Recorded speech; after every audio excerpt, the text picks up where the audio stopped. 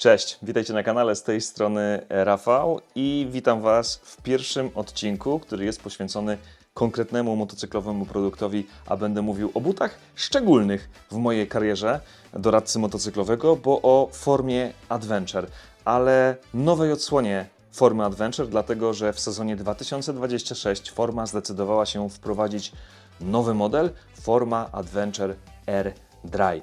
Trochę nowości, trochę zmian i dzisiaj właśnie o tych zmianach. Serdecznie zapraszam na dzisiejszy materiał. Ten but zawsze na półce sklepowej był. On jeszcze był przed moim przyjściem, wejściem w branżę motocyklową.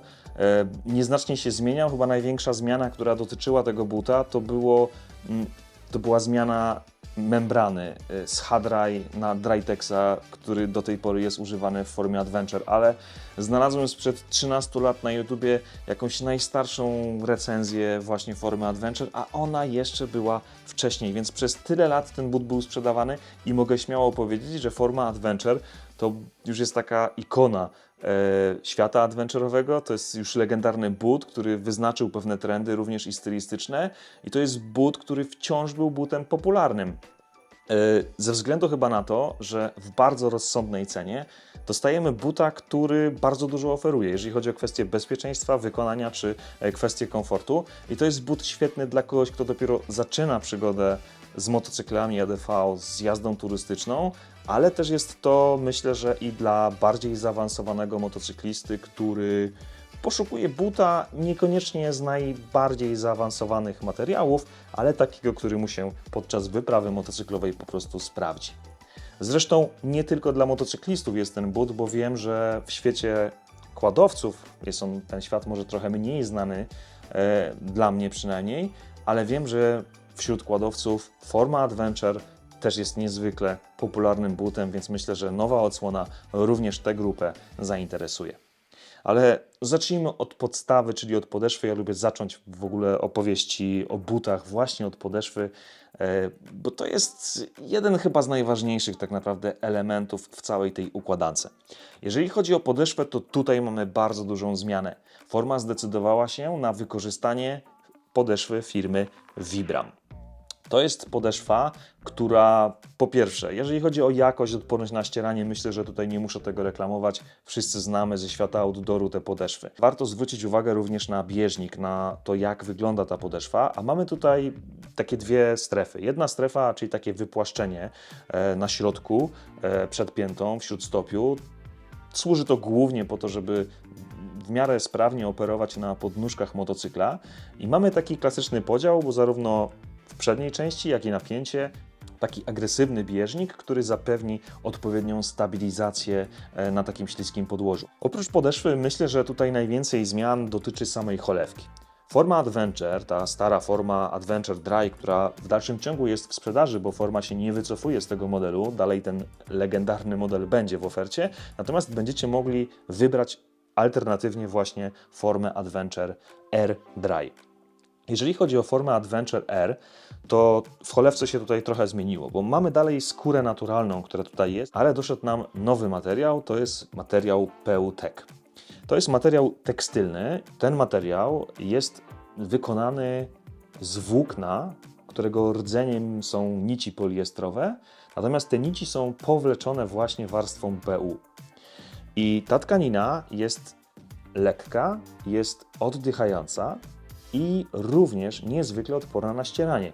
I tutaj przy niektórych testach wychodzi, że właśnie ten PU-TEC jest odporniejszy na ścieranie niż na przykład Cordura 1000, co myślę, że jest całkiem niezłym wynikiem.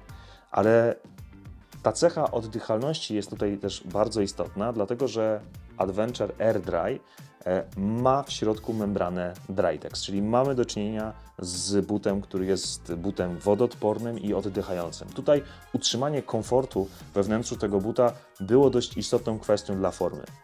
Natomiast forma Adventure rzeczywiście dużo lepiej sprawdzała się w chłodne, deszczowe dni niż w te ciepłe, więc tutaj forma chciała poprawić trochę działanie tej membrany i wygodę, komfort tego buta w tych wyższych temperaturach. Dlatego zdecydowali się na zastosowanie tego materiału, żeby trochę usprawnić działanie membrany Drytex. Drytec brzmi może trochę tajemniczo, ale uwierzcie mi, od wielu lat Forma wykorzystuje tę membranę. Nie znajdziemy dokładnych informacji i parametrów na temat tego, jakie właściwości ma ta membrana. Tym się raczej Forma nie chwali, ale większość butów z membraną Drytec mają przy certyfikacji oznaczenie WR, czyli ten standardowy, klasyczny test wodoodporności te buty przeszły. Więc mamy tutaj taki dowód na to, że to nie jest byle jaka membrana, tylko jednak mamy tutaj membranę, która ten podstawowy poziom wodoodporności zapewnia.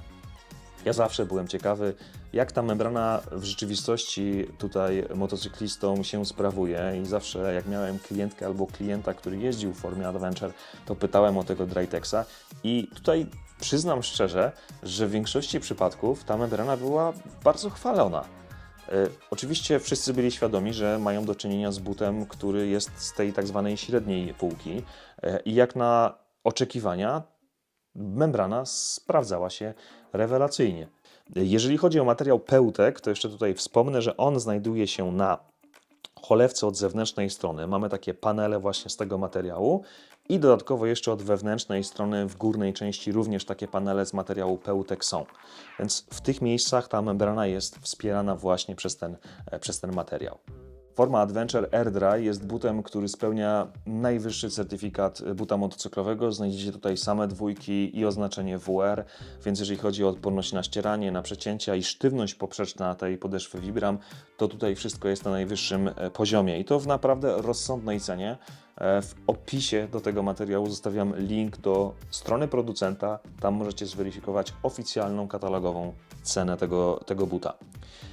Jeżeli chodzi o bezpieczeństwo, to mamy oczywiście wzmocnienie na czubku buta, wzmocnienie na pięcie, ale dochodzi nam jeszcze ochraniacz kostki. Z lewej, z prawej strony mamy ochraniacz, takie dyski D3O, które są tutaj ukryte i jeszcze oczywiście na piszczelu pojawia się taki dość unowocześniony, przeprojektowany ochraniacz, który też pełni oczywiście tutaj dość istotną rolę.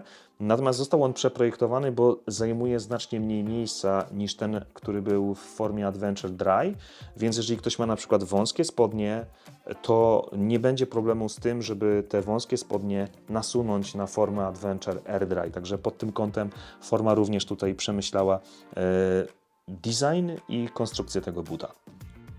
Mamy zapięcie klasyczne, takie jak było w formie Adventure, czyli 3 klamry, natomiast te klamry są przeprojektowane, to są inne klamry, bardziej ergonomiczne, natomiast w dalszym ciągu wykonane z tworzywa i też regulowane mikrometrycznie. Moim zdaniem Forma Adventure Air Dry to jest świetny but dla kogoś, kto zaczyna swoją przygodę ADV, ale to też jest but dla kogoś, kto już jest zaawansowanym tutaj riderem i potrzebuje buta w rozsądnej cenie, ale który będzie oferował bardzo dużo.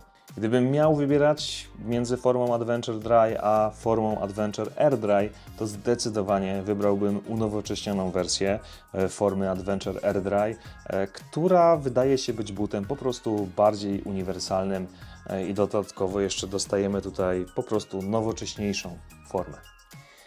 Dajcie znać w komentarzach, co sądzicie. Ja Wam bardzo dziękuję, że oglądaliście ten pierwszy na kanale odcinek, który był poświęcony konkretnemu produktowi motocyklowemu. Mam nadzieję, że w dalszym ciągu będziemy się tutaj spotykać. Dzięki za wszystkie subskrypcje, no i widzimy się w kolejnym materiale. Rafał, doradca motocyklowy.